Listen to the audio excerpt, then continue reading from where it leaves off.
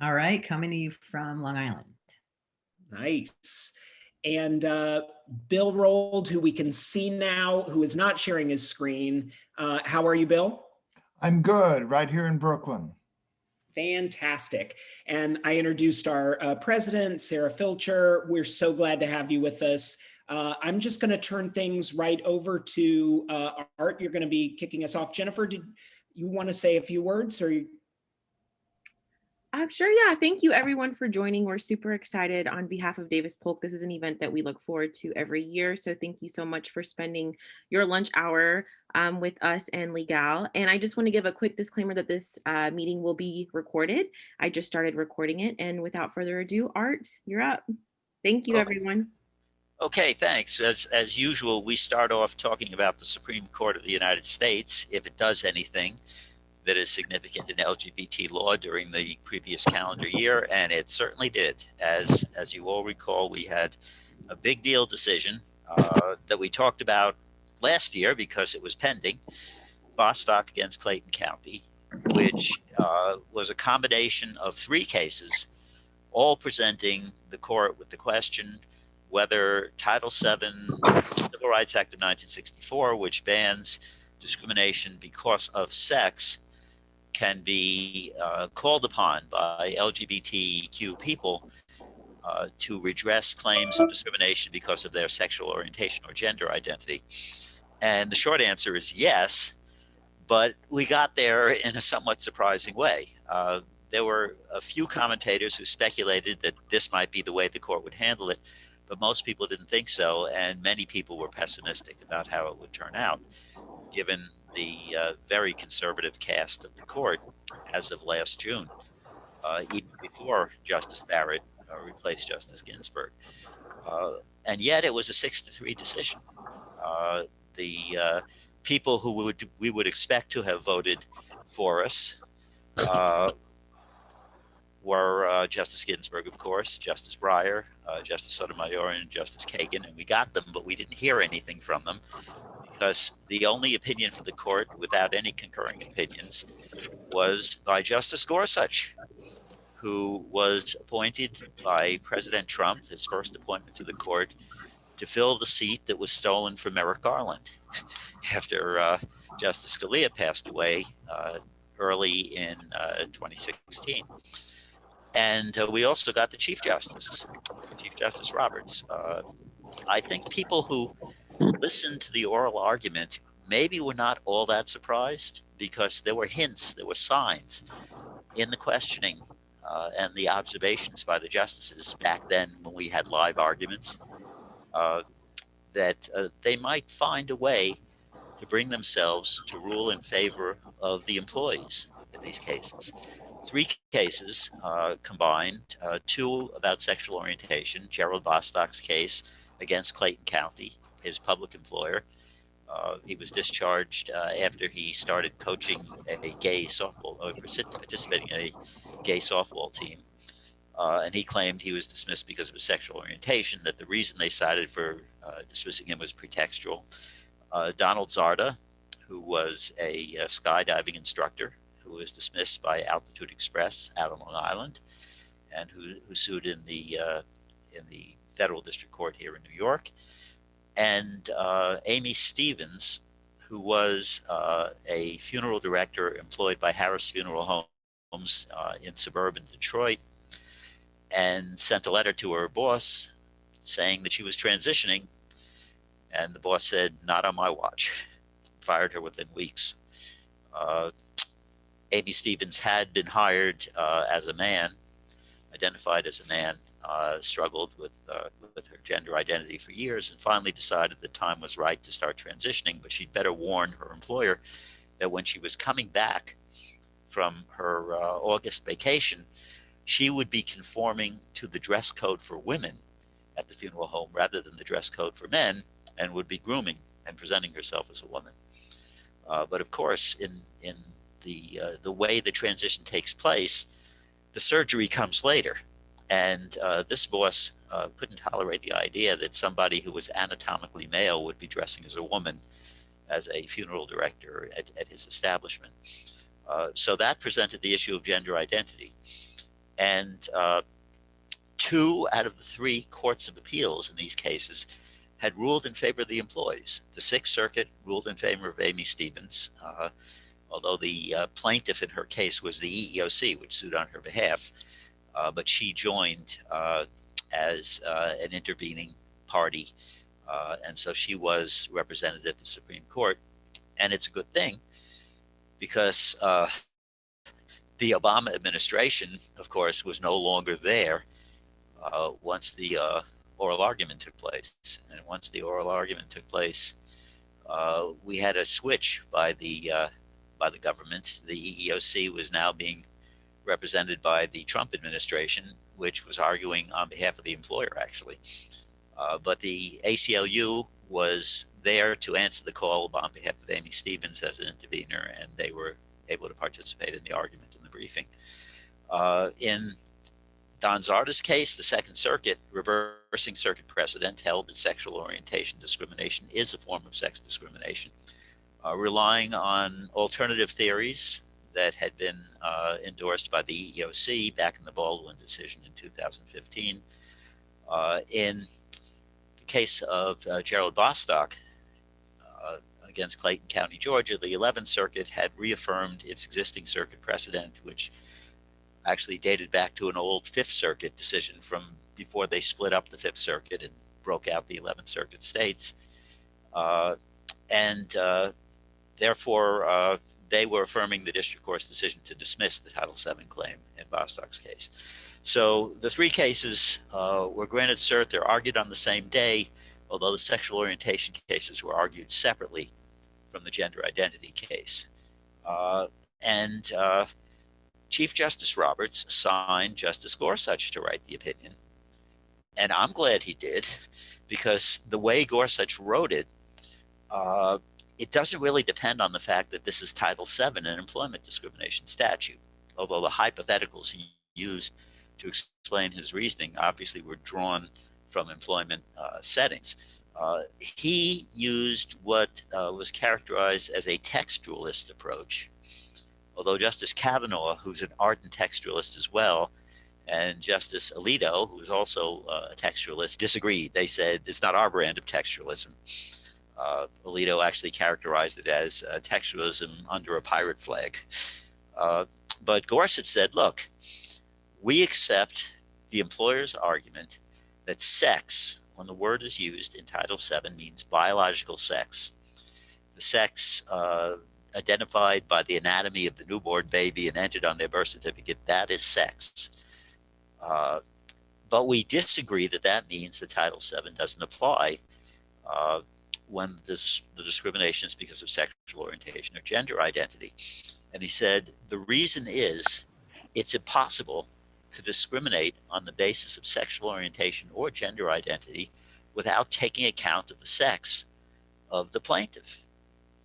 The sex of the plaintiff is one of several factors that would go into the analysis. And under employment discrimination law, and just about any discrimination law, unless the statute says discrimination solely because of a particular characteristic, then the statute is violated if the named characteristic is a factor, was considered, was taken into account, was relevant in some way. And so he said, let's consider this hypothetical case. The boss is holding an office party and invites all employees to bring their spouses. 2 employees bring women. One of them is a man who brings his wife. Another is a woman who brings her wife. The employer fires the woman who brought her wife. Why? Well, you could say because it's a lesbian couple, because of the sexual orientation, but also he didn't fire the man who brought his wife. Therefore, the sex of the employee who brought their wife was a factor in the employer's decision to make the discharge. Now, similar arguments had been made before. The EEOC mentioned this kind of argument in the Baldwin case, but they had other grounds also. They talked about gender stereotyping. But to Gorsuch, it was clear based on the statutory language and the structure of the statute in not saying that it had to be solely because of sex, said, well, you can have multiple factors, and if sex is one of the factors, then the statute is implicated. The ban on sexual orientation discrimination is implicated. Using a similar hypo for gender identity. He says 2 employees show up presenting as women, dressed as women, groomed as women. One of them was identified male at birth. The other was identified female at birth. The employer fires the one that was identified as male at birth. Well, obviously, the fact that he was identified male at birth, although now presenting as she, well, sex had something to do with it. The sex of the individual, as defined as biological sex as identified at birth, was a factor in the employer treating 2 employees who both present as women, who both have a gender identity as women, differently. It's because of the sex identified at their birth. So going through this logic, Justice Gorsuch says Title VII applies. The ban on sex discrimination applies. Now, I have described this as a universal sex discrimination ruling because it has nothing to do with the legislative history of Title VII. It doesn't even directly have to do with the fact that Title VII deals with employment. It could, the same logic could apply to any federal law that involves sex discrimination. And Justice Alito, in his dissent, says there are, by the account of his clerks, I doubt he did the research himself, he put his clerks to work, and they put together an appendix to his dissent listing approximately 100 provisions in federal law that ban sex discrimination in some contexts. He says these could all be affected. Now, Alito's take on it was when you're doing statutory interpretation, you shouldn't go for an interpretation that would be absolutely astonishing to the people who passed the statute, that would not be anything near what they intended. Kavanaugh similarly. Alito said the court is legislating. Kavanaugh said in his dissent, the issue is who decides these policy questions? Who decides whether Title VII bans sexual orientation discrimination? He says, well, I think who decides is Congress, not the court. Alito says the same thing. They basically said the same thing 2 different ways. I think Kavanaugh didn't want to associate himself with Alito's dissent because of the rather harsh tone. Kavanaugh's dissent, you know, he goes through, it's like more in sorrow than in anger, that he thought the court was overstepping here. But getting back to the majority opinion, I think it's important that the court didn't take on, particularly with respect to gender identity, but with respect to both categories, didn't take on some of the big questions that occur once you have applied Title VII. He said, we're not making a decision about bathrooms. We're not making a decision about whether employers who have religious objections have to employ people who are gay or bisexual or transgender. In fact, they didn't mention bisexual at all. He said the Religious Freedom Restoration Act, which he characterized as a super statute, he said might provide a defense in an appropriate case to an employer who doesn't want to employ someone because of their sexual orientation or their gender identity, but that this was just dicta. So there are many things for the court to decide. Now, the Trump administration was not happy with this ruling, as you might imagine, and efforts were made over the past year, since June, when the opinion came out, efforts were made to try to cabin it, to try to say it really only should apply to Title VII and not to other sex discrimination statutes. They tried to argue it didn't apply to the Fair Housing Act, and they could still exclude transgender people from homeless shelters, that it didn't apply under Title IX, and so they insisted right up to the end that Title IX has nothing to say about discrimination against gay or transgender students, or which bathrooms they could use at school, etc. So they tried to cabin it. The Justice Department issued opinion letters, the Education Department issued opinion letters, but and now we're talking past 2020 to 2021. On his first day in office, President Biden issued an executive order that instructing all the executive branch agencies and departments to apply the Bostock decision if they are administering laws banning sex discrimination. So that will be the position of the administration. We'll still have to see what the courts say. So far, the reception of the lower courts has been to accept it as pretty much of a universal precedent to federal sex discrimination laws when the question has come up. And most interestingly, in the states where we don't have specific express protection on the basis of sexual orientation or gender identity in state laws, state courts and state agencies have started to fall into line and say, we will follow the Supreme Court's reasoning in Bostock. We just had a press release from the Florida Human Relations Commission days ago, saying that in applying their employment and public accommodations statute, they're going to follow Bostock. There's some question about their housing discrimination, but they say there we're going to rely on gender stereotyping theory, but presumably to extend protection to the same people. Maybe the statute is worded a little differently, so they've got to sort that out. But several other state agencies have taken that position. Some had actually taken that position that sex discrimination covers sexual orientation and gender identity even before the Bostock ruling. Michigan, for example, and Pennsylvania. But now that's been reinforced, and there are also some state court decisions from West Virginia, from Ohio, predicting, or rather, actually federal district court decisions, predicting that the state courts would interpret their statutes that way. So Bostock is the big news. I only have a few seconds left, so I'm going to refer you to the course materials to look at the other Supreme Court developments, which are primarily cert denials. But we did have an argument in November in the case of Fulton versus City of Philadelphia. We're waiting for an opinion in that, and that will give us a clue as to what the presently constituted Supreme Court thinks about an argument that a Catholic agency that was part of the foster care system in Philadelphia could be cut off by the city because they were refusing to deal with married same-sex couples as potential foster parents.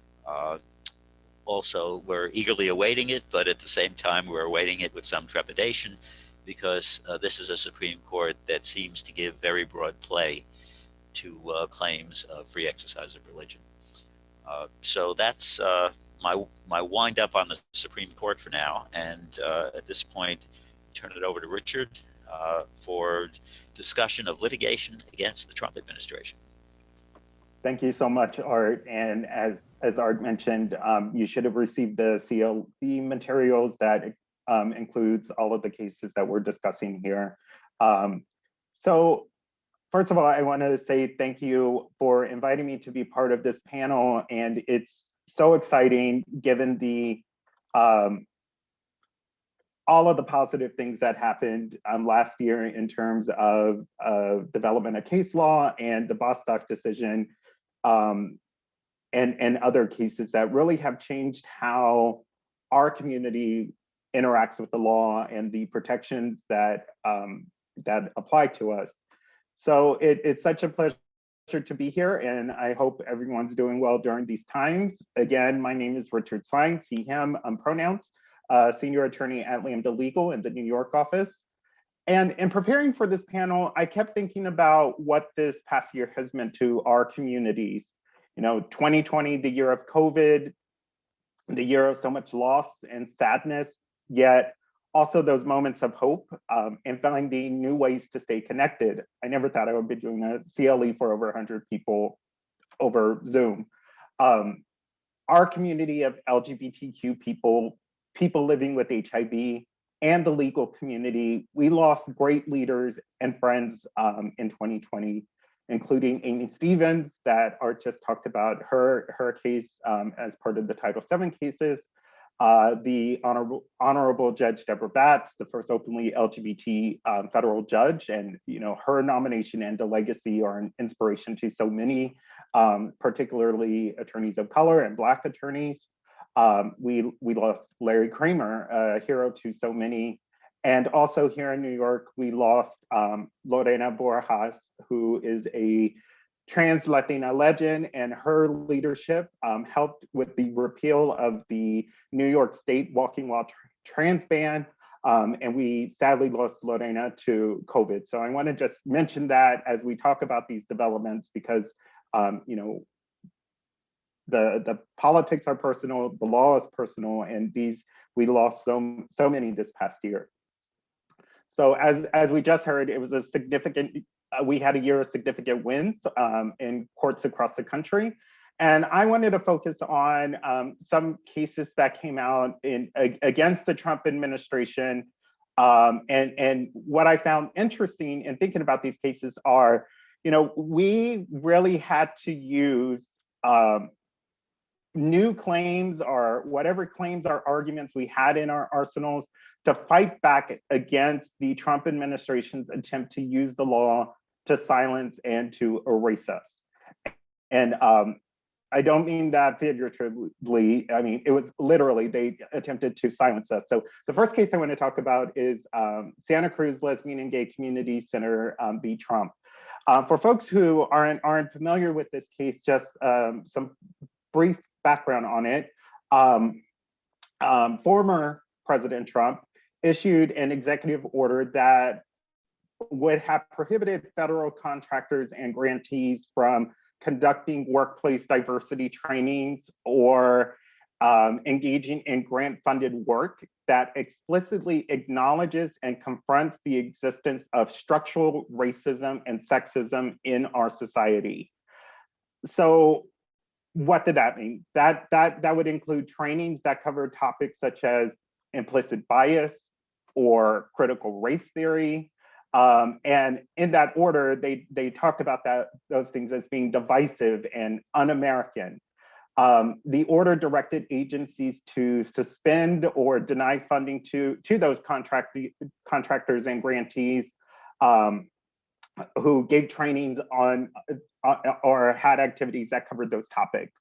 So Lambda Legal, we represented a group of plaintiff organizations who this was their work, and it was also individuals who provided these type of trainings. In it, we allege claims under the First Amendment, or freedom of speech, and also Fifth Amendment, under the Fifth Amendment.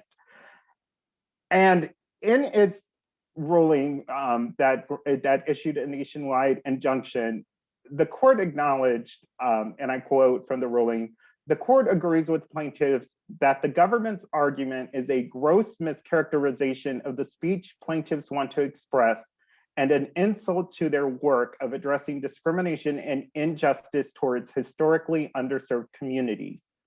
That this government dislikes this speech is irrelevant to the analysis, but permeates their briefing." You know, so like I said, this was an actual attempt by the president to limit or prohibit speech because he did not like it and his administration did not like it. And fortunately, the court saw through that in issuing the injunction. And in one of his first acts as president, President Joe Biden rescinded the executive order, and you know, we can go on from there. So that was one attack using executive orders. So in addition to that, the prior administration also attempted to use the rules-making process to put out agency rules that harmed our communities, including in healthcare and immigration. I first want to just focus on two cases dealing with healthcare, and these are Wood and Walker v. Department of Health and Human Services, and also Walker v. Azar that was brought by HRC. These challenges related to a published rule that attempted to carve out LGBTQ people and other vulnerable populations from the protections in the Affordable Care Act. It's the Section 1557 protections that prohibit discrimination on the basis of sex and other basis. under the Obama administration, they had finalized a rule that prohibits discrimination based on gender identity, transgender status, or sex stereotypes as form of sex discrimination. But under this proposed rule, it would have rolled those back. And this was also despite multiple federal courts and the recent Supreme Court rulings that interpreted sex discrimination protections to also protect LGBTQ people.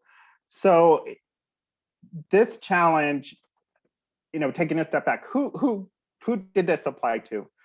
This would have meant that healthcare workers, doctors, hospitals, health insurance companies that receive federal funding now would have a right to refuse to provide care or to cover care for LGBTQ people.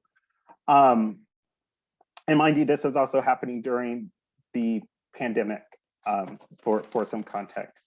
So before the district court ruled in Lambda Legal's case on behalf of Whitman Walker and others, a district court in the HRC case, Walker v. Azar, issued an injunction against the piece concerning sex discrimination.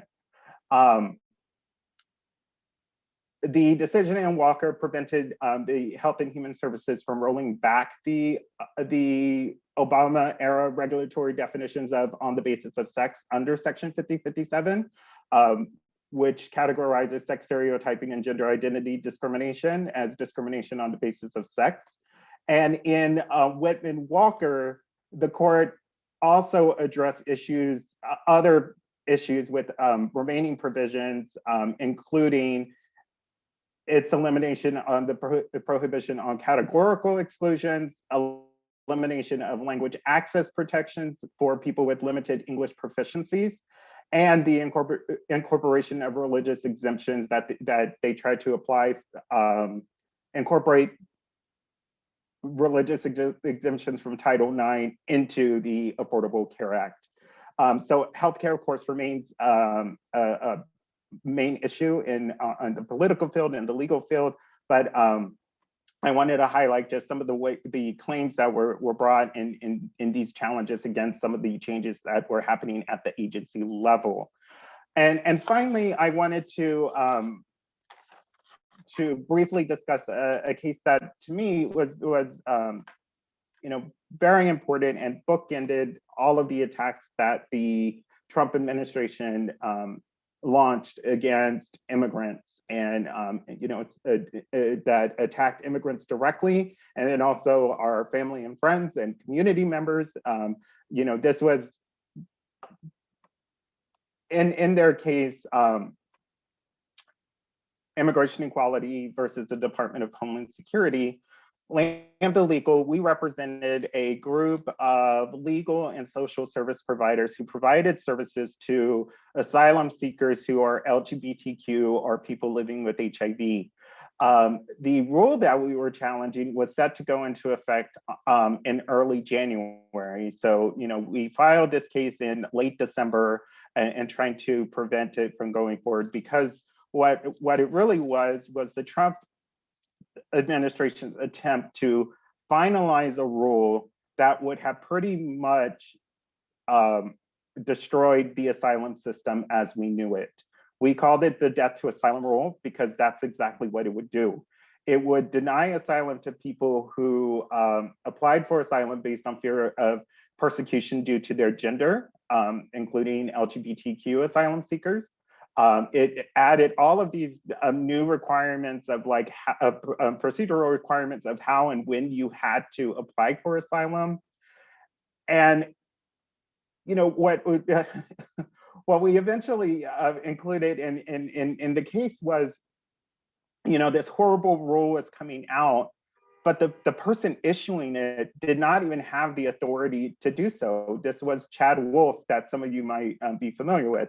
And so in our case, we brought claims again under the Administrative Procedure Act about the rulemaking process and how it didn't consider or sufficiently consider all of the comments that people submitted and how it conflicted with other law and all of that. But at the time of the hearing, the district court judge was very interested.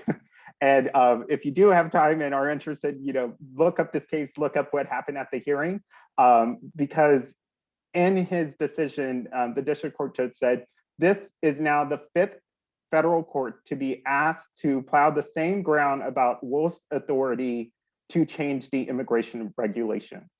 So ultimately, the court found that Wolf did not have the authority to even put out these rules, and issued a nationwide injunction against these, the final rule that would have been enacted. And the importance of that, and again, just like with healthcare, immigration and healthcare were under attack in the Trump administration. And it has, been hot topics for decades now, and it impacts our daily lives, and it impacts LGBTQ people significantly. So I'm very interested to see what the Biden administration is going to do in these areas. But this is a little bit of a recap of like all of the challenges we brought just to make sure that these horrible changes did not go into effect that would have had devastating impact on our community members. Okay, so I will leave it there. And of course, at the end, if there are any questions, we can go into it. And I want to pass it on to Charlie. I think William is going to go now. Okay, Bill. Thanks. Okay, hi, I'm William Rold. I don't think I've spoken at one of these for a while. They don't let me out that much. I'm sorry I can't see the nearly 170 of you, because that would be tremendously uplifting. And I think it's part of why we do this, to see each other. But I've been writing this whole time, and it's been sometimes sad to write about what's happening in the courts. I've worked with both of the two previous speakers on a number of matters, and we now have a new era, maybe. I was 10 years at the Prisoners' Rights Project before I tried 16 years as a solo private practice lawyer. And at that point, I had clients who were not locked up, who could call up whenever they wanted. And that was an eye-opener for me. Prisons interest me because they are the place where the strong arm of the state is the most intrusive. And I encourage any of you who've never been to a prison to visit. It is the endpoint of our criminal justice system, and each firm with a pro bono department ought to have at least one prisoner case. The cases can be influential. I don't think we can underestimate the impact of Turner versus Safley on marriage equality, but it began as a prisoner case in Turner on the right to marry and was cited in the marriage equality litigation. Although I use the term prison generically, prisons really refer to sentenced people who've been convicted. Jails are for people awaiting trial or misdemeanors. And then there are other detention facilities, most prominently for us, ICE, for immigration. LGBT people are overrepresented in corrections for a number of societal reasons. This is particularly true with transgender people. The major issues tend to revolve around safety, protection from harm at the hands of staff or other inmates, and the guarantee of medical care. And both these issues have been in motion. As wonderful as Bostock was, I don't know how much it will help prisoners. Title VII doesn't apply to people who are in prison. It may apply to people who work in prison. But if you're an inmate, you are not an employee, and you are not using a public accommodation. You are not in public housing, even though a prison may in one way be regarded as the quintessential public housing. It's not covered by federal public housing rules. The main federal statute of Title VI that applies to federal funding doesn't include sex discrimination. So the Bostic argument can't be used for Title VI. Title IX, maybe. But the problem with Title IX is that the Criminal Justice Act of 1994, signed by President Clinton and supported at the time by Joe Biden, abolished Pell Grants. And it took 26 years to get them reinstated. I doubt very much if President Trump even knew that on page 2,934 of that 5,500-page omnibus bill that he signed in December, Pell Grants were reinstated for prisoners. So we'll see where this goes. Prisoners are also not covered by the Fair Labor Standards Act or by workers' compensation if they're injured on the job. Interestingly, they are covered by the Americans with Disabilities Act. The textualists on the Supreme Court said Congress knew how to exclude states or state agencies, and they didn't do it in the ADA. There is, however, the niggling provision that transsexual claims cannot be raised under the ADA.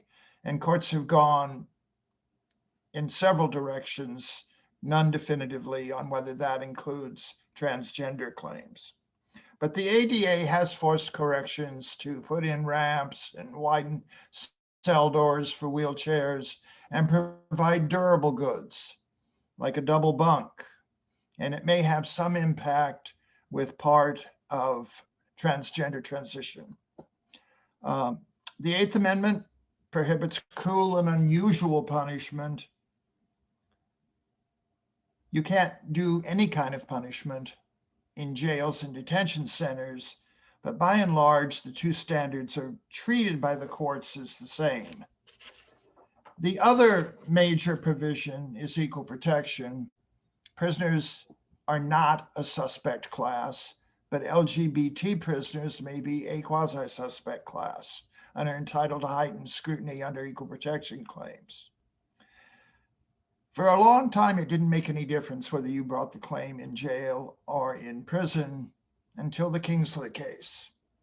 That case involved use of force in an arrest. The police officer, under the traditional mark, would have been evaluated by whether the situation was objectively serious and whether the force was subjectively excessive. For arrestees, Kingsley changed them both to objective. That's had broad ramifications. Now the test is, what would a reasonable officer do under these circumstances, not what the defendant officer necessarily did. We have started to see this applied to jails and detention centers. First to excessive force claims, which was an easy segue, but in some cases, like the Ninth Circuit, to medical care. And this can have an impact on transgender medical care cases and the deliberate indifference standard and how far you have to go into assessing the state of mind of the defendants. Brings me to Edmo. That was a case about an Idaho transgender inmate who got a court order for confirmation surgery. The Ninth Circuit affirmed. The Supreme Court denied a stay. She had the surgery. And the state of Idaho tried to get the Ninth Circuit opinion vacated as the case was moot, they said. Well, the Supreme Court decided it was not moot and sent it back down. Presumably that's because even confirmation surgery is not the end of the game, but you can't impute too much on the reasoning of the court from a denial of cert, except you can look at the dissents from the denial, which addressed mootness. Most of the cases we find are not about surgery, although they are the cutting edge cases. surgery in the Ninth Circuit, no surgery in the First Circuit, no surgery in the Fifth Circuit, adopting the record of the Fifth Circuit. Other cases are sort of stuck somewhere short of that in the second triad of care, which brings me to the Keohane case in Florida. And forgive me, Richard, if I'm pronouncing it wrong. I know you know more about this case than I do, but it's in my lane. So, Thanks, Bill. Florida abandoned their freeze frame policy of keeping inmates in the state of transition they had prior to incarceration. And they gave Keohane the hormones she sought during the course of the litigation, but not the adjunct therapies, or not all of them. And it went to the 11th Circuit. The district court had entered an injunction anyway, and the 11th Circuit said it shouldn't have, that the case was moot because the hormones had been granted. And then it said now on the, what it called social transitioning claims, there is no 8th Amendment right to them. Keohane had been given a bra, a solo shower permit, and the use of pronouns of her choice, but not other feminine presentation items. And the 11th Circuit said she didn't have to. Prisons are still a binary system, and they are stuck there. I believe there is a tactical problem if the state is able to maneuver us into having the feminizing, masculinizing cases as a standalone claim by mooting out the hormones claim. And I recommend we take a holistic approach and try to change the debate a bit. I go all the way back to Estelle versus Gamble, which is the seminal case on prison health care. The Supreme Court gave some examples of the kind of deliberate indifference it had in mind. And one of those examples was an inmate who had orthopedic surgery and afterward was made to stand for the count, which rendered the leg surgery unsuccessful. The Supreme Court said making that inmate stand for the count was deliberate indifference. It was a holistic approach to treatment. And I think we should do the best we can to make that holistic argument when we are talking about the second triad of transition. Because what we're doing to the patient, if we adopt the state's argument that we don't have to provide accompanying transition attire, presentation, and so forth, is we are giving that patient a drug to change the way their body produces hormones. And then we are forcing them to present themselves contrary to what that drug is doing. We can regard it as forced closeting of inmates on hormones. It has more of an more of an Eighth Amendment ring to it if it's phrased that way. And I would recommend that we try to put it that way and try to present our experts in a way, and I'm not saying this wasn't done in Keohane, we're going to still lose some of these cases, but try to present the holistic view that the ancillary treatments are as important as the drugs, and that they are forcing a counter-therapeutic regimen on a patient under a chemo regimen. Tell the endocrinologists that aren't used to consulting with corrections that they need to put it in the treatment plan.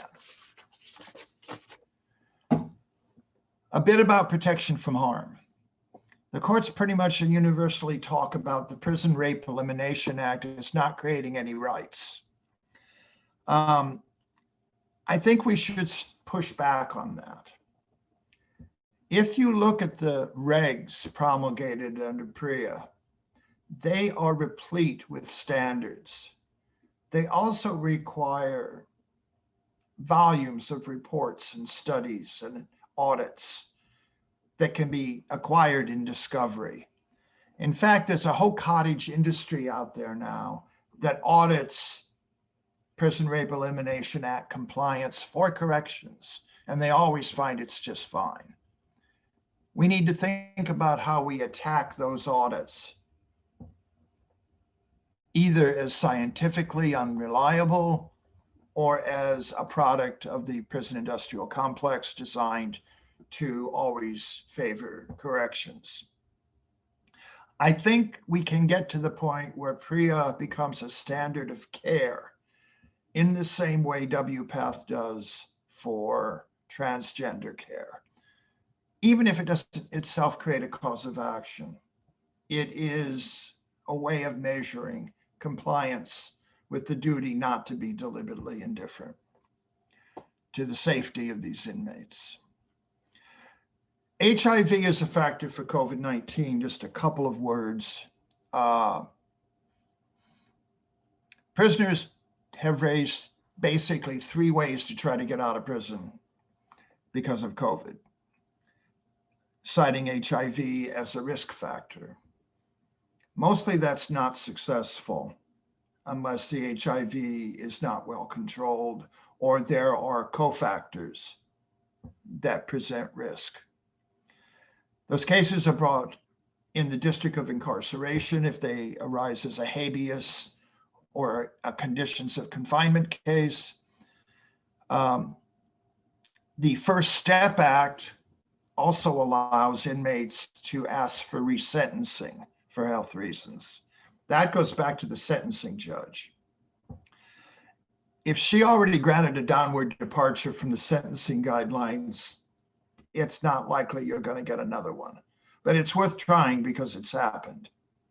The interesting thing now about the First Step Act and the CARES Act, which was passed for COVID, is that both of them addressed getting at-risk federal inmates out of incarcerated settings because of COVID. The problem is the Sentencing Commission didn't enact any guidelines for either statute because it has not had a quorum since 2018. So President Biden will have an opportunity to appoint 6 members to this commission of the 7. And although no more than 4 can be of the same party, he can, in fact, greatly influence the way the Sentence Commission will start to work in the future. And with that, I'll end my presentation on criminal and correctional issues. Thank you, William. So just a quick note, after I finish, Eric is going to read the code for the CLE and he'll also type it in the chat. So be on the lookout for that. Thank you everyone for having me here. I was thinking through kind of like the through line, the overarching theme of the seemingly kind of disparate cases that I'm going to be discussing. And I landed on the fact that they are mostly things that will hopefully be moot based on the change in administration. And things that will be helped and either get tossed out or will get a favorable executive order or some sort of policy change that will avoid having to address these things in the future. The first thing is Karnofsky. So this is the case regarding the trans military ban. As most of you are probably familiar, Obama allowed for folks, for trans people to be in the military. And then Trump tweeted that that was no longer going to be the case. Then he came out with a more formal statement and policy about that. It was challenged in court. And I think, Richard, you might have some more detail on kind of where things are now that Biden has reversed the ban. So we can get back to that in questions, because I'm not sure, there was some active discovery practice going on throughout 2020 in this case, but now that the ban has been repealed, I'm not sure what the status is, honestly. The second kind of segment is education and students' rights. So across the board, courts have been pretty good and have been finding for trans students in a lot of respects. So there's been the kind of bathroom cases and locker room cases in that silo, and Grimm and Adams, and there's a Minnesota case where kind of all over the country, courts are finding that folks don't have a privacy right to not be with trans people in the same space. They're finding that, you know, trans students need to be allowed to use the bathroom and locker room in accordance with their gender identity. And they're finding in support of districts that supported the trans student, and they're finding against districts that denied the trans student access. So that's a nice trend, and obviously it's not going to be everywhere, but I've been pleasantly surprised with the decisions that have come down. There's also in Idaho, Hecox versus Little, the trans student sports ban, which was preliminarily enjoined because it likely violated the Equal Protection Clause. So that was for trans student athletes. Idaho said that they are not allowed to participate. And I see Richard wrote in the chat, he pasted a piece about Lambda legal statement on the military ban. The other thing that's been happening in the schools is that courts have been interpreting Bostock to apply to Title IX, the standard in Bostock. So that's consistent with Biden's executive order. They're finding that it is relevant in bathroom cases, cases of same-sex harassment, sexual orientation and gender stereotyping, cases where they've allowed a plaintiff to continue anonymously based on a generalized threat. And we see similar decisions to that in the name change world, I'll talk about in a moment, where basically courts are recognizing that it's not necessarily that this person has faced individualized risk or harm, that, you know, someone is necessarily after them in particular, but there is a risk for trans people to be public about the fact that they're trans. And so courts are increasingly acknowledging that in their decisions about how they want folks to file and litigate. As for identity documents, there's several different categories of things that go on in identity document world. There's name changes, there's document changes. So there's like policies and standards for how you get a document changed. And even in more conservative jurisdictions, 2020 saw a lot of decent rulings. Surprisingly, Indiana was on a bit of a roll. The Court of Appeals there rejected a citizenship test for name change applications. So they basically said that you do not need to be a citizen, a US citizen, to access the courts. And that is the case in a lot of jurisdictions. There's, you know,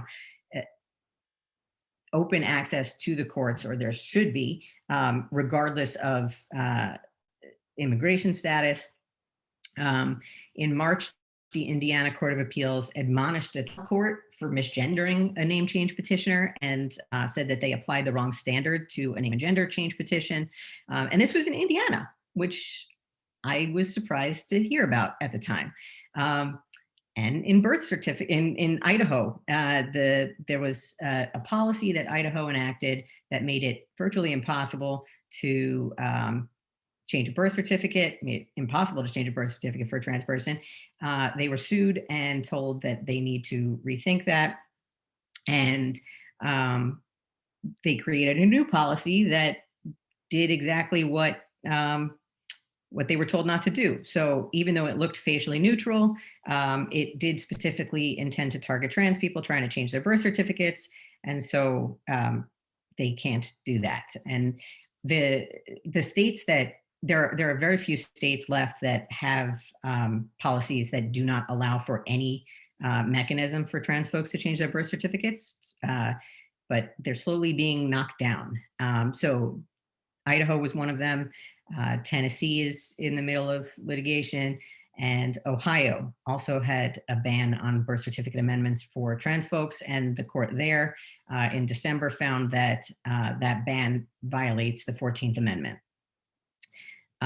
There are some conflicting decisions about whether courts can order a gender change, and that really depends on local jurisdictional rules and practice rules, and the local name change statute and any other applicable local law. But we've got some states, some jurisdictions where courts are able to issue gender change orders in addition to name change orders, and other jurisdictions where the court is saying, no, we actually don't have the authority to do that, which is a problem that we run into in New York specifically, because there are people who were born in jurisdictions that require them to have a court order in order to change the gender marker on their birth certificate.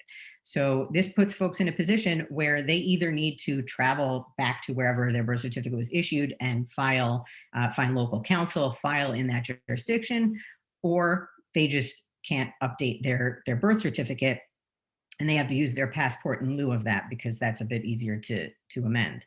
And so in New York, we're working on the Gender Recognition Act, which would give courts the authority to issue these gender change orders in cases where folks needed them.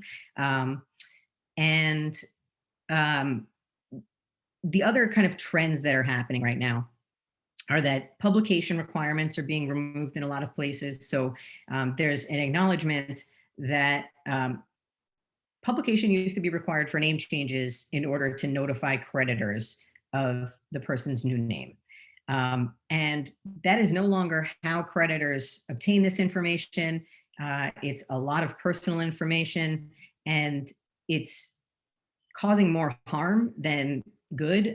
It is kind of a useless and it's just a barrier for a lot of people. And whether you're trans or not, there are survivors of domestic violence. There are people in religious communities that have concerns about their safety. And so there's just no reason anymore. This is not the best tool for the job that the name change statutes are trying to accomplish. And so we're seeing publication requirements being removed, whether through legislation or advocacy with the courts, if it's a court rule. In 2020, New Jersey got rid of their publication requirement for all name change petitioners. And that's also happening in a variety of other states. And the way that happens depends on whether this is born out of a court rule or a statutory requirement.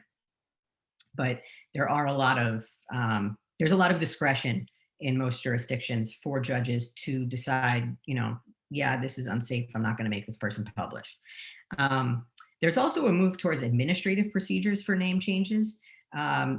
In the past year, I know that at least Maine and Oregon was really 2 years ago, but it went into effect last year, have set up administrative name change procedures. So folks can go through the Vital Records Office for their birth certificate changes. And then they get a letter from Vital Records saying, this is, under state law, this is how we change a person's name. So accept this. And so then that person would, instead of having a court order, go to Social Security and State Department for their passport and driver's license and all that with that letter, and have their stuff updated that way. In New York, we're looking at a kind of broader system, because the issue with going through Vital Records is that, especially in New York, we've got a lot of people who were not born here. So going through Vital Records would be useless for them because there's no record of their birth here. And so we're looking at more of a structure through the local clerk's office, where, it would be similar to a marriage certificate or a marriage license, where, you go in, you present whatever identity documents they need to prove who you are, and then maybe you just fill out a form and they keep a record of it, similar to a marriage certificate. There's also, Hawaii does name changes somewhat administratively. They go through the lieutenant governor's office for whatever reason. That was also not super appealing to us because, first of all, you never know who's going to be in that office. But also, it's procedurally very similar to the court process. And so it wouldn't really save folks interaction with the court and the costs associated with that we're trying to make happen. So if anyone is interested in talking about this kind of regarding other jurisdictions, I would love to do that. I know in Michigan, they're looking at this, Nebraska, someone's looking at it, all over the place. And the other kind of trend is that states are moving away from requiring a doctor's letter to change a gender marker, which a lot of states do require. The federal government requires that. And it's just kind of, again, another barrier that doesn't really serve a purpose. The language of the letter just says that the person has had appropriate clinical treatment, and it doesn't actually mean anything. You could have just come out to your doctor. You could have, maybe you're on hormones, maybe you've had surgery. Doesn't matter. They don't have to talk about that. So what is the reason that we've got the CLE code is 079, the only code, one and only. So now I totally lost my train of thought. So states, there's no reason that, folks who don't have access to a medical provider or insurance, why should they incur the cost of having someone effectively just check off a box so that they can get accurate documents? So we're trying to move away from that doctor's letter requirement and go for self-attestation, which is now the policy in New York State for birth certificates, but at the federal level and for other New York State documents like driver's licenses, you still need a doctor's letter. And then ex-gender markers are also another spot where there's a lot of stuff going on, a lot of work going on, a lot of changes are being made. And there are, at this point, I believe, over 20 jurisdictions that allow for an ex-gender marker on either the birth certificate or driver's license. I think there's slightly more that allow for it on a driver's license. But every few months, there's another one that that passes or changes the policy and allows for it. And the issues that are popping up there are how documents kind of talk to other agencies. So if you have an X on a document and then you need to do something with the federal government, if you need to apply for a social security number, if you need to get a passport, something like that, or if you're trying to get Medicare benefits, anything where your X gender marker state ID has to interact with the federal government might get a little dicey. You might have to pick M or F, or at the very least, if you have an X on your stuff, you're gonna have to have conversations or be prepared to have conversations with people who are gonna see it and say, what is this? Speaking of passports, it's my hope that the various passport cases and policies that are going on will be made moot by the current administration. There was a recent decision in Nevada saying that the doctor's letter policy that I just mentioned violates the Equal Protection Clause for some of the reasons I just mentioned. And then most of you are probably somewhat familiar with Zim versus Pompeo, which ordered the State Department to reconsider their denial of an X gender marker for an intersex non-binary person. There's a lot of work going on behind the scenes at the federal level now that there's a friendly administration to not get rid of that doctor's letter requirement. We haven't seen any concrete movement on that yet, but hopefully in the coming months, something will happen with that. I know there are a lot of people doing a lot behind the scenes for that. There are also questions that have come up about birthright citizenship of children of same-sex couples and visas of same-sex couples. And again, the court is finding that children who are born to the marriage of same-sex parents are entitled to citizenship. They're birthright citizens. There was one case where there was a British woman who was a surrogate for a same-sex couple, and the court did find that their child, despite technically having a British birth parent, was the child of the same-sex couple and thus was entitled to birthright citizenship. There was also a motion to dismiss denied, where a same-sex couple was seeking a visa for one of the spouses, and the State Department sat on it for 3 years without a response because one of them was Iranian and was probably caught up in the Muslim ban. And so hopefully now that the administration is taking a different look at things, some of these things will go away or be made better. So I notice I'm 2 minutes over, so I'm going to cut it off. But again, the CLE code is 079. This has been lovely, and I will move on to questions. Or Eric, if you want to pop in. Thank you. Charlie, thank you so much. That was fantastic. And thank you to all the panelists. We're going to open this up to questions now. If you have a question, please utilize the raise hand icon on the side. I will call on you. Well, I'll unmute you and you can ask the question to the panel. Just a fantastic presentation so far. Thank you all so much. And yes, again, the one and only code is 079.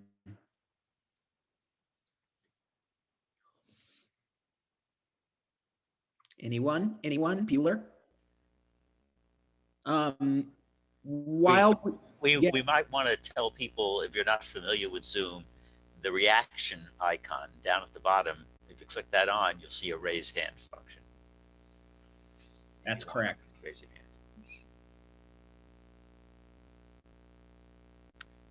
I actually had a question, if I may. Sure. Here's that. I know prognostication is only so helpful, but if the panelists had to project out what they think the Supreme Court may do based off prior decisions written by these judges, that would be something I'd be interested in, but not, that's more pop stuff than less than substantive about what we were talking today, but I would appreciate it. Thank you. So this is on the Fulton case, which was argued in November. Yeah. I think it's possible that they will say that the city didn't have a really strong reason to cut off Catholic social services, and they were getting at this in the oral argument because there are like 30 other agencies in Philadelphia, most of which will deal with same-sex couples, and so to cut off Catholic social services didn't seem like much more than a symbolic gesture. I have a feeling we may get that, although for them to get there, they have to find a First Amendment basis for saying that Catholic social services was wrongly cut off. And ultimately, they have to decide what to do with Employment Division versus Smith. That case from like 30 years ago, when the Supreme Court basically said that if you have a neutral law, a law that doesn't target religion as such, a neutral law of general application, you don't have First Amendment exceptions to it. You don't have a free exercise right not to comply with a general law that doesn't target religion, unless it can be shown that the general law was adopted for the reason of discriminating against religion. We have at least one Supreme Court case on that, the Santeria case. But I don't know if there's the appetite there to overrule Employment Division versus Smith. It might happen. At least 4 members of the court have indicated at one time or another that they think they should reconsider Employment Division versus Smith in an appropriate case. We don't know whether they'll find that Fulton's an appropriate case. I think if we lose Employment Division versus Smith, that opens the way to real problems for us under Title VII and other federal statutes.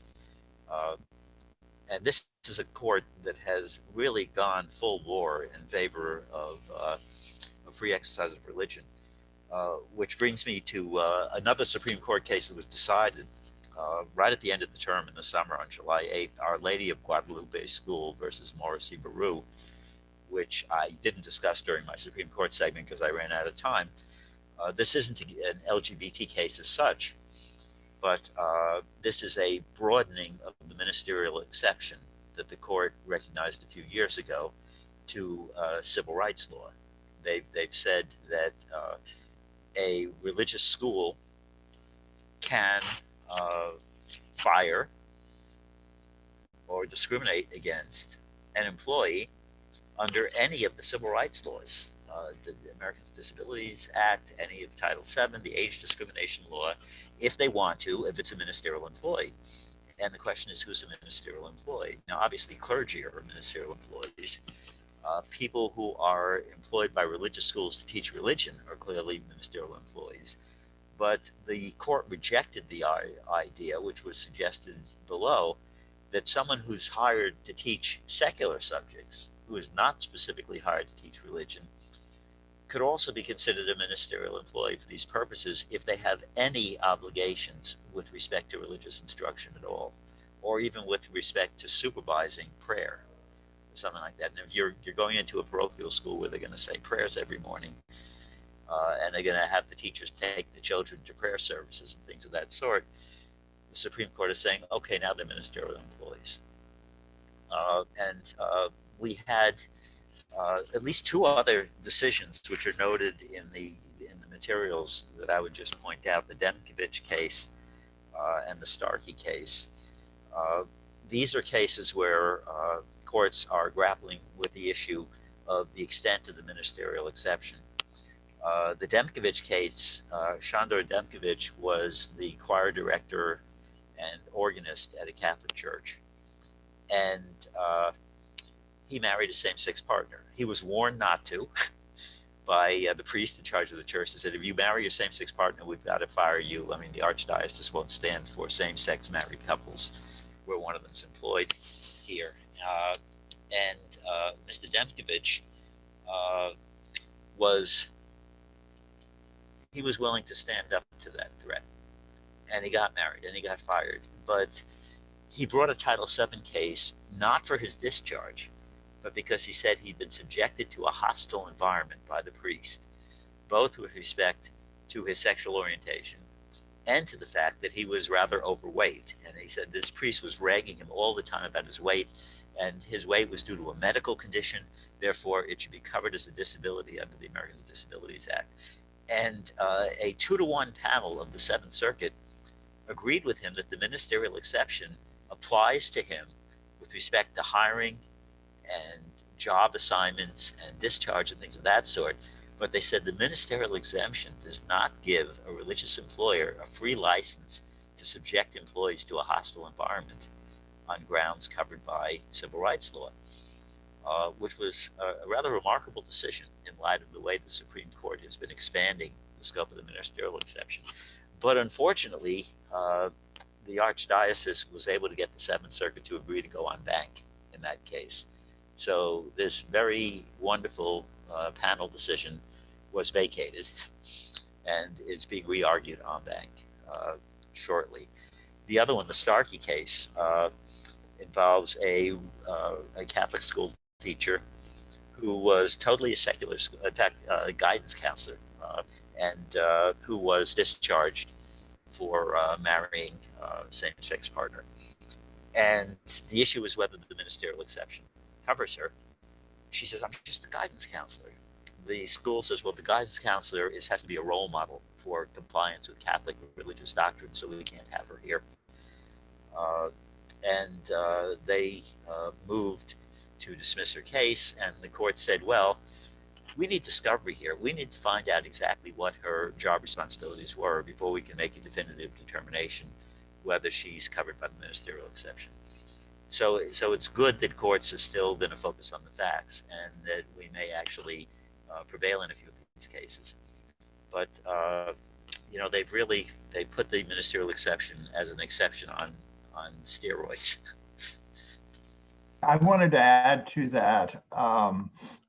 If we look at what the court did on COVID and religious congregation, the death of Justice Ginsburg and her replacement by Justice Barrett left the court with 5 votes to stay congregate orders for synagogues and churches that it didn't have earlier when Justice Ginsburg was on the court. I don't know how far we can go from that, but It's different than a denial of cert, which is 4 votes. They had 5 votes to stay these regulations, which were public health regulations for COVID, but they were having an impact on religion and gathering in New York synagogues and churches. And they prevailed, at least as far as staying the court under staying the lower court order under the First Amendment. So I just throw that in as a concern. And can I add to what Bill just mentioned? You know, I think it's fascinating to see how the court is treating those type of claims and what it has failed to do to protect people in prisons and jails in this pandemic. And I think there's an interesting comparison between that of like how the court is approaching COVID-related litigation, which is, you know, we're going forward, this is going to be such an important issue. And I wanted to mention too, which we didn't really dive into with this discussion, is just the Trump's lasting legacy on the courts and how he has reformed the courts. And if we as attorneys, as people concerned about where we are going as a country, are not focusing or prioritizing the courts, we're starting from a deficit. So I'm gonna post in the chat a report that Lambda Legal did on Trump's appointments and how he has reshaped the courts. And I hope, and I'm inviting folks to continue these discussions about how important the courts are, both federal and state courts, in terms of protecting LGBTQ rights. Great, thank you for that. And I saw that there were some hands coming up.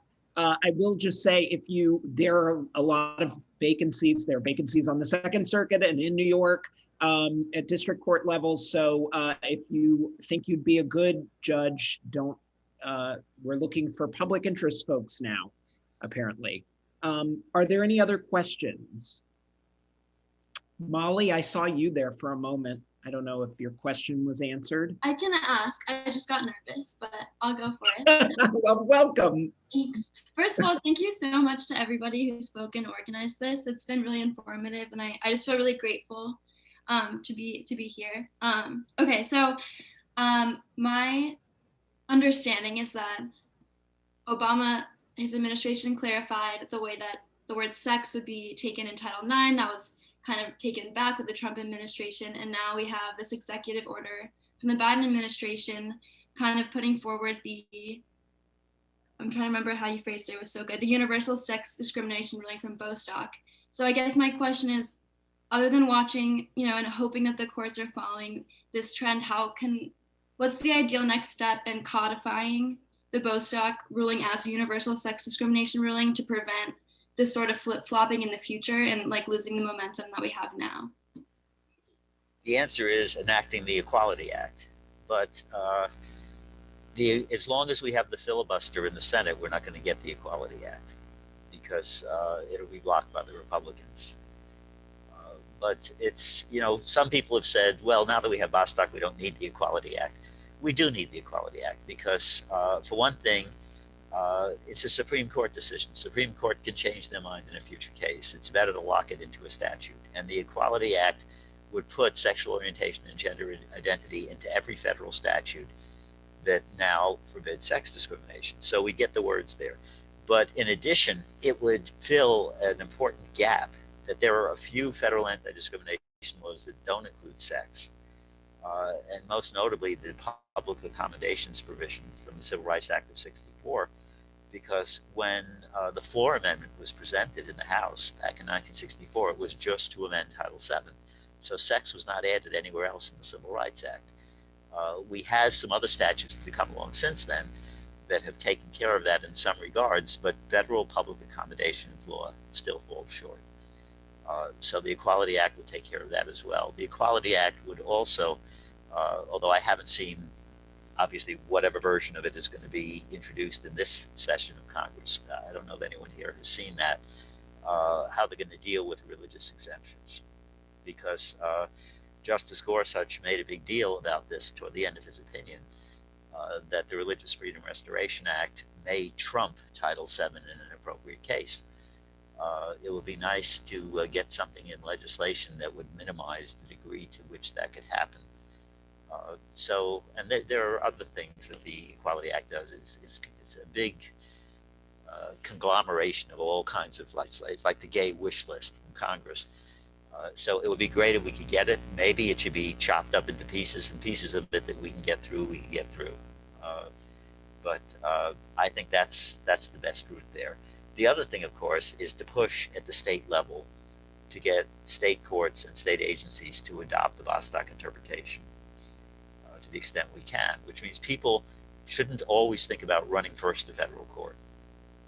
Sometimes you're better off in state court, especially now that the federal bench is just stuffed with Trump appointees. And to give you an example, the 11th Circuit Court of Appeals, I think now half the active judges on the 11th Circuit are Trump appointees.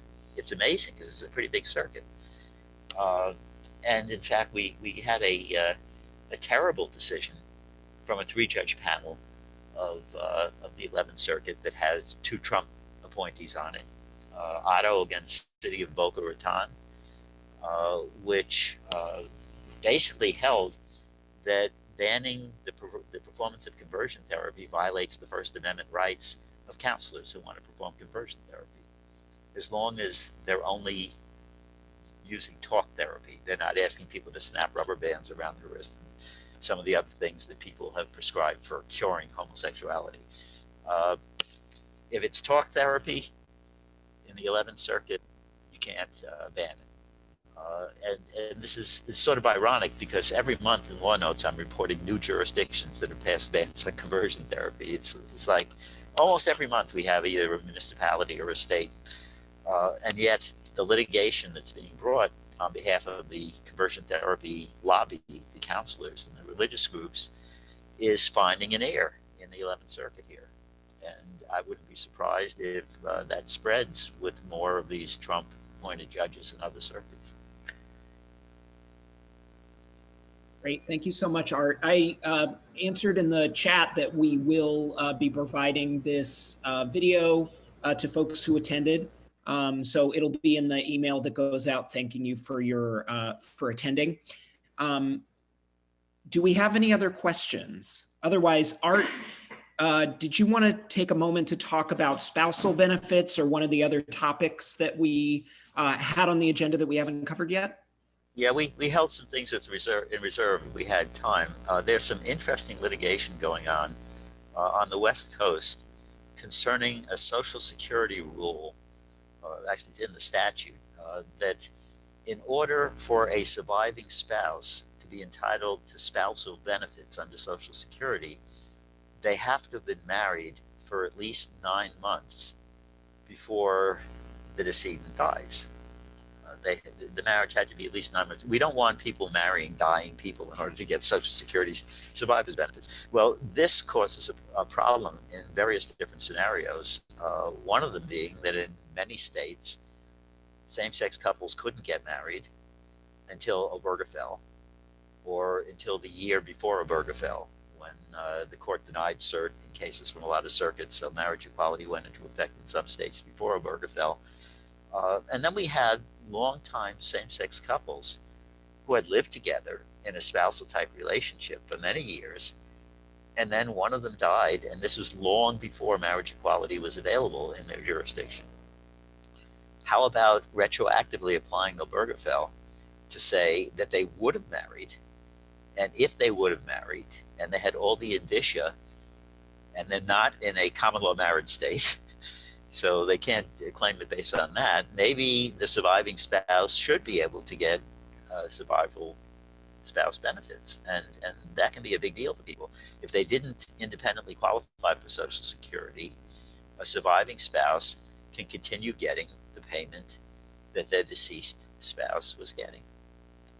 And there's also a lump sum payment upon the death of a Social Security beneficiary to a surviving spouse. So there are 3 cases to watch there: Driggs against Commissioner, Ely versus Saul, and Thornton versus Commissioner. In Thornton, there's a class action that's been certified on the issue of people who couldn't even get married at the time that the partner died, and Ely and Driggs involved situations where people got married as soon as it was possible under Obergefell, but then one of them died less than 9 months. You know, can we waive the 9 months if we can prove that they would have gotten married earlier? And people who you know, got married after Obergefell, but then someone died, you know, shortly thereafter. And there are various permutations covered by the 3 cases. But those are all cases worth watching. 2 of them are pending in the Federal District Court in Arizona, and 1 is in the Western District of Washington. So those are definitely things to keep track of. I think, is Lambda's involved in one of those cases, I think, Richard? Or maybe more than one. Yes, and I just posted a link to the website about the Thornton case and the Ely case, and inviting folks to follow us on social media for updates. Great. We had one question about whether any states have been following Bostock and applying it. Yeah, the answer is at least state agencies at this point. We just got this announcement from Florida. There have been announcements from Michigan and Pennsylvania. And then, as I mentioned, there have been a handful of federal district court decisions in diversity cases where they have to interpret the state civil rights law. And they say, we think that the state would follow because they have an established practice of following Title VII precedents in interpreting their state human rights law. And this is actually rather common around the country. You find that Title VII precedents are pretty freely cited to state courts interpreting and applying their state civil rights laws. So Bostock is a portable precedent. It's a universal precedent. It's a portable precedent. We should, you know, milk it for all it's worth. Who knows how many good decisions we're going to get from the current conservative court. Great. Well, I think that does it for us. I really want to thank this fantastic panel. Art, thank you. Bill, thank you. Richard, Charlie, everybody who participated. I'm so happy to see so many people. I mean, some people are already tweeting about how great this was on social media. I appreciate it. I love seeing all of you. I can't wait to see us again in person. Please continue to read law notes if you want to keep up on all of the various goings on and developments in the law, because Art is on top of it. Bill does prisoner litigation there. And you can always listen to the podcast as well. Please continue to give generously to Legal and become and renew your membership. Thank you all so much for joining us. It's been such a pleasure to see your face. Panelists, thank you so much, and thank you, Davis Polk. 079, that's the code. Bye.